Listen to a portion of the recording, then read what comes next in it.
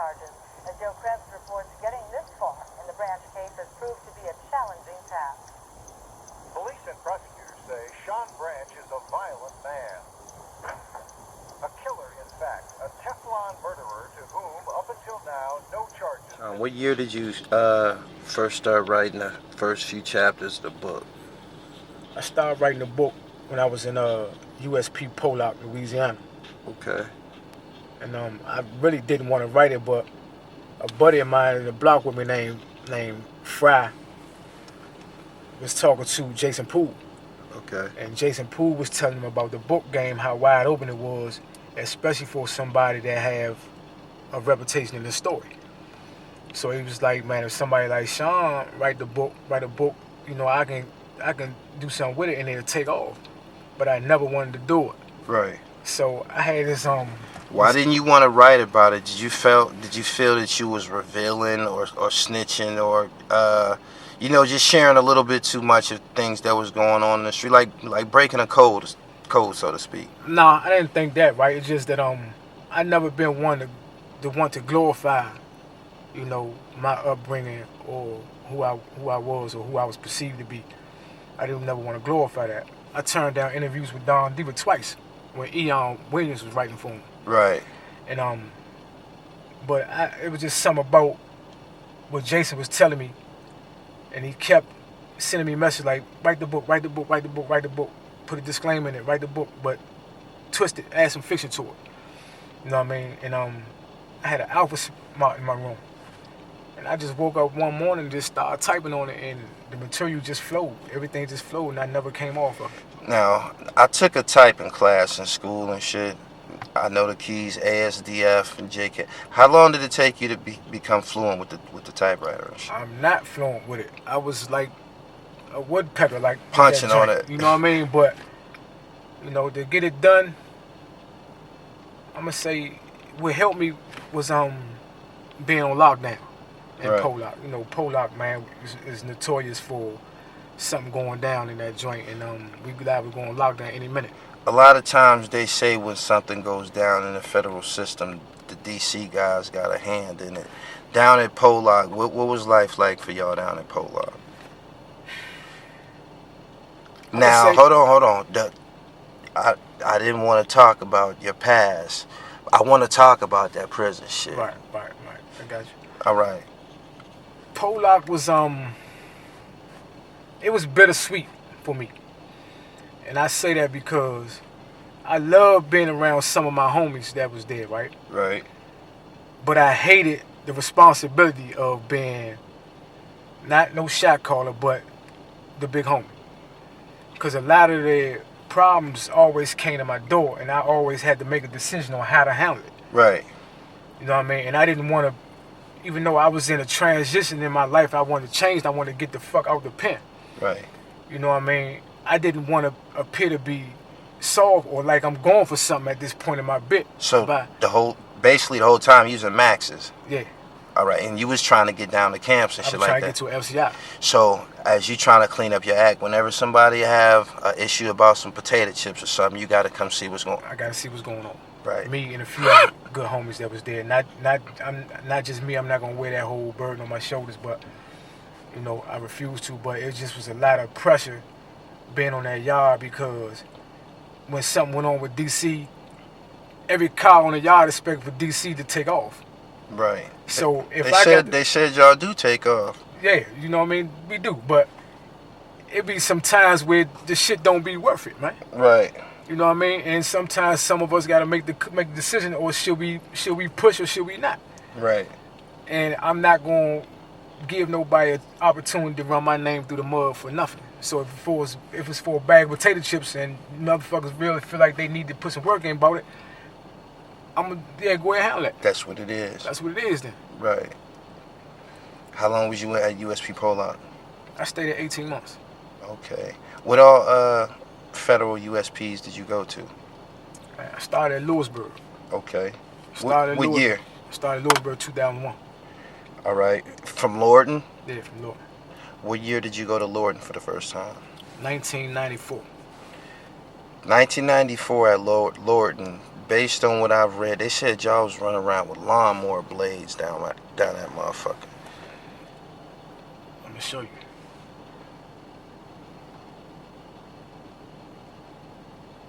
These some pictures that we gathered from archives when they closed Lorton. Some of the weapons they found on the yard once they closed the gates. Oh, after y'all was gone, they was still digging up metal?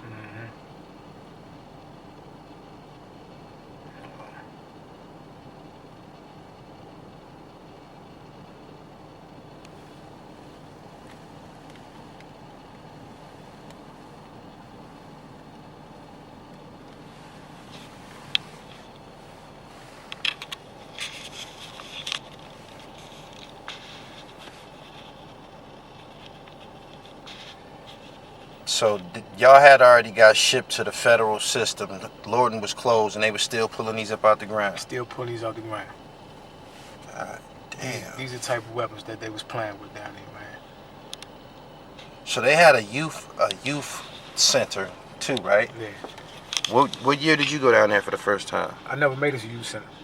When I touched Lorton, it was they sent me to Aquan. I heard a lot about that. What that's like basically like Rikers Island or some shit. I mean, I don't know. I wouldn't know how to compare it because I don't know what Rikers Island like, but yeah, Aquan was like a high medium. You know, they had a lot of violent people there, man. A lot of killers, a lot of people that, you know, commit a lot of violent acts. So why was Lorton so wild? What was that? A lot of wreck from the streets ended up. Once we get to Lorton, we still beefing and shit. Yeah, you know, man. Ain't nowhere to hide down Lorton, so you got a lot of dudes, man, that got a lot of beefs from the streets. Some dudes may have killed somebody else's man, and they end up crossing paths down Lorton. Right. And these two individuals got these neighborhoods that they pulling with them. Right. So one dude might be from Northwest, another dude might be from Southeast, but the dude from Northwest killed this man from Southeast. Now it's war. Right. Down there. Who has the power to mediate these things, or it's just wrecked to the police come clean it up? Down Lorton? Yeah. Nobody had the power to mediate it, man. I mean, it's a like, wasn't no religious body like in Pennsylvania. The Muslims might have a little influence on some of the things that go on in the jail. Well, you know, the Moors were strong down Lorton back then. Okay. But Moors, you know, y'all gotta mind y'all business when it come to me pushing. You know what I mean? Like, y'all gotta stand down. I don't give a fuck how much you fuck with them. If somebody on this yard that I'm trying to get at, I'm gonna get at. Right. You know what I mean? And that's how dudes is currently. They respect the Moors, you know what I mean? But certain things, man, you just gotta fall back on them.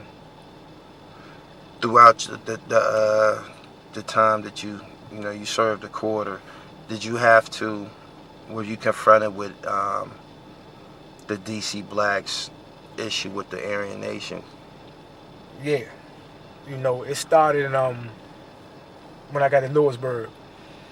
And my older homies, man, my OGs, Butch Wood, Tony Hammond, you know, my cousin, man, Michael Davis, Dennis Davis, they was telling me about the wars that was going on in Lewisburg before we got there. Right. Well, we heard it before we got to Lewisburg when we were still in Lorton. A lot of old dudes was telling us, younger, when y'all go to feds, this is what it is with them white boys. Right. So if y'all run across them, don't play no games with them because they play for keeps. Yeah. You know what I mean? And we play for keeps too. Right. You know what I mean? So it was like, you know, okay, it's a test of who, you know, is more macho or who gonna push the hardest. Was that your first time being in an environment where you had to look at a white guy as actually being a man and shit? Because some of them do get busy and shit. Yeah. That was your first encounter with that? I give respect, man, to dudes that stand on their own, right? Right. And I don't care what color skin a person got. A man is a man if I can man, if I can tell that you the type of dude that don't need nobody, or if I see that you don't need nobody to stand on your own, you don't need no crew behind you, and you really put the work in, you know what I mean, on your own, then I see that. Right. You know what I mean? I know this is somebody, man, that I got to take serious. I can't play with them, and I'm not gonna do no bluffing with them. So some of them white boys, man, that I grew to have some respect for because, you know what I mean, they serious. Right. You know what I mean? They serious. I think that was my first time encountering white boys that'll like fight you back and shit like that when I got to the penitentiary. Prior to that, I hadn't encountered they breed before. Yeah. But yeah, a man is a man. You know, a lot of, you know, if a white boy came through DC jail or Lorton, you'll see the bitch in them a lot of times because they outnumbered. Yeah. You know what I mean? So they ain't really trying to do no whole lot. I'm gonna say majority of them. But when you got one that's in a block of 180 black people, and it's like only 3 of them, and it's still this white boy still want to fight you. Yeah. I respect that, man. Yeah, some of them do be retarded. Yeah. Yeah, he retarded as a motherfucker. He gonna get his ass whipped, but you know what I mean, I respect that he a man and he ain't let nobody punk him. Right. With how was your process coming home after doing the 25, going through all of the issues with the jail politics, probably fighting court cases still, trying to get some time back? What was it like finally embracing the fact that you was gonna see the streets again? Because you wasn't expected to come home, right? No. I had to see the parole board first. You know what I mean? And I you know, I spent my shared time in the hole, man, a lot of holes. You know, locked down for About that wreck. Yeah. You know, and I didn't think that I was gonna make it on my first time up. So the future of my release was uncertain. I didn't know what was gonna happen. Mm-hmm. But I was able to stack the deck so much so with all the program achievements I accumulated, right? Associate degree in business, certification in concrete polishing, interior renovating, dental technician, dental assistant. Man, the list goes on. It's a lot of them, right? Brick masonry, carpentry. You know, I just kept educating myself, and I was able to like change my way of thinking through education. Yeah. You know what I mean? I really truly believe that education is, if not the key, it's a strong enough tool that you could use to reach reform. So basically, the more information you absorb, it trains you as a person. Right. So once I went to see the parole board, I made it hard for them to deny me because I didn't achieve so much. You know what I mean? And my examiner say, you know, even if she wanted to give me a hit, it was damn near impossible for her to give it to me because I got superior programming. You know what I mean? So I was big on education, man. So that's what helped me get out of there. What jail did you parole from? FCI Gilmer. Virginia? West Virginia. West Virginia. Yeah, I finally made it to FCI. How long was you there? I was in Gilmer probably about almost 4 years. What's the reception like when somebody with a name like yours come to a compound and shit? I got hell.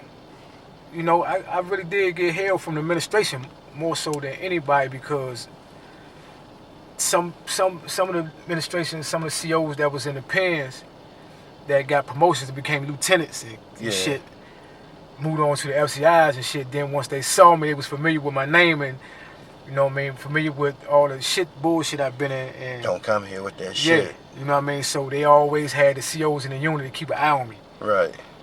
Shake me down all the time, up in my cell looking for weapons and all that. Yeah. They didn't know that, you know, I had made this transformation in my life and my way of thinking to change. So basically, Teflon Shawn was long gone. You was Shawn Branch now. I'm Shawn Branch now. You know what I mean? I'm Shawn Branch. And I want to touch on that real quick.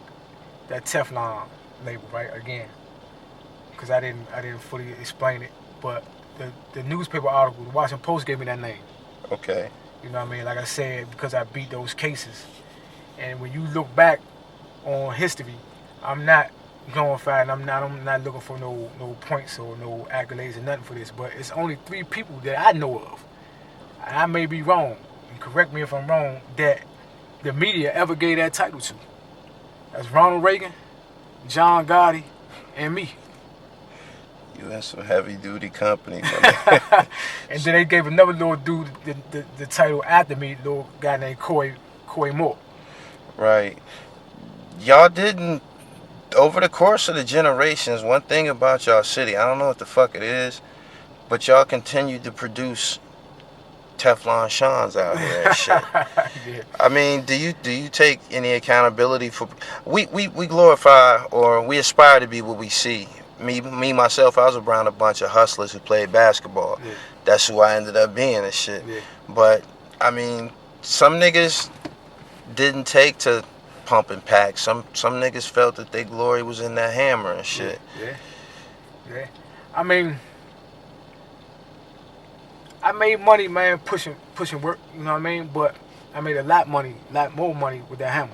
Right. You know what I mean? Because if I get let's say for instance, I get 1,000 grams. You know what I mean? It may take me 3 weeks. You know what I mean? To move 1,000 grams. Right. Then. But, and I might see, after I, pay my man, but I might see like 13 grand off of it, right? But if I got that hammer in my hand, and a person say, man, Slim, I need a house painted. Right. You know what I mean? And I go up on the roof and paint the house, I might see 20 grand. Just like that. For painting the roof of the house. Does that become addictive? Yeah. Yeah, so when then when the hustlers get wind of it that a person is about his work and he can do real good paint work, you know what I mean? They gonna sort you out for it. So different people were contracting you to paint their houses. Yeah. Guys from DC and out of town. In New York. Word. You never had no encounters with Alpo on a personal level out here? Did you encounter him in a club, anything like that? The system, DC jail, Lorton? I'm gonna tell you this about Alpo, right? I didn't have no personal dealings with him, right, myself, right? But whenever I went around Leonard Poland to see Wayne, I knew Wayne told him who I was, and I knew Wayne told him what I was about. Right. So when I pulled up and Poe saw me, Poe would burn rubber. Poe got the fuck away from me because he didn't know what to expect from me. You know what I mean? And like I say, I would have got the fuck away from you too. Poe really didn't know that if somebody wanted me to paint his house, man. Right. You know what I mean? Yeah, I wouldn't have been hanging around no fucking painters either. 2 painters. Yeah. You and Wayne, y'all both got your paintbrush. Yeah. Straight up. So that was just no interaction based on your reputation. Was it like that with a lot of people? Yeah, a lot of people, man. It kind of crippled me a little bit too because once I got known for that. Right. And when a person wanted to give me some work, it was hard for me to get the work off because a person that don't know me for pushing work hear about my, the paint jobs. Yeah. So they be like, "Oh man, I don't know what the fuck Slim on." It was hard that way. What was your relationship like on the streets with Shorty Pop? You said y'all was on the block together in the jail before. Did y'all spend any time together on the streets? Yeah, Pop used to play with Junkyard. No doubt. So my cousin Dennis and everyone and them from Roundbury Farm. So okay. When I used to go over their house, I used to always run into him out there, Oh, so he was a performing celebrity as y'all growing up. Yeah, he got with Bug and they brought him in on the band. I think Pop was just doing steps at first or something playing the tambourine or the cowbell or some shit. Right. And that's how me and him met. So he was a performer. Yeah. So when he started painting houses, did you say, "I thought you was a rapper"? Yeah. You painting now? It was a shock. You know what I mean? Because I knew he was wild. I knew he had a temper. Right. But I didn't know he liked to paint. Okay. You know what I mean? So once I found out he was a painter, I'm like, "Oh man, what the fuck? You too, huh?" Right. Oh my goodness. Too many painters out here. Yeah. We gotta come back and do this shit in a major way, my nigga. I believe that we can go a little bit further with this story. This shit right here is gonna go viral. The city of DC, they gonna love this. I done caught you in all your glamour. You fresh. You in this big foreign vehicle. Say something to the city for me, man. Tell me something about Florida Avenue. Florida Avenue was Was that the stage? That was a hot spot. That was a stage where you come through in your whip. Right. You know what I mean? You got nice joints, man. Some rims on it, whatever. All the little honeys out there. You know, you come through, man, and that's where you show off, man. You know. Did you know Fat Rodney? Yeah. Yeah, Fat Rodney was a good dude, man. Real good dude. Fat Rodney, actually, I got a little story to tell you about Fat Rodney. Fat Rodney tricked this guy from around my way to sell him the Rolex that I had clipped somebody for back in the day. Yeah. Presidential, flooded. Yeah. You know what I mean? And he tricked the little dude to sell it to him for half a brick. Oh, my. Yeah, $80,000 watch. Y'all was doing a whole lot as kids, man. Yeah. Shawn, I'm gonna come back down here and we're gonna do this right. Maybe you could take me to some landmarks. Yeah. I appreciate your time. We finally got it off. Tell my viewers where they can find the book at. You can find the book on Amazon.com. It's number 32, man, on Amazon top 100 list right now, and I appreciate everybody that supported it. Yeah, I appreciate you too, my nigga.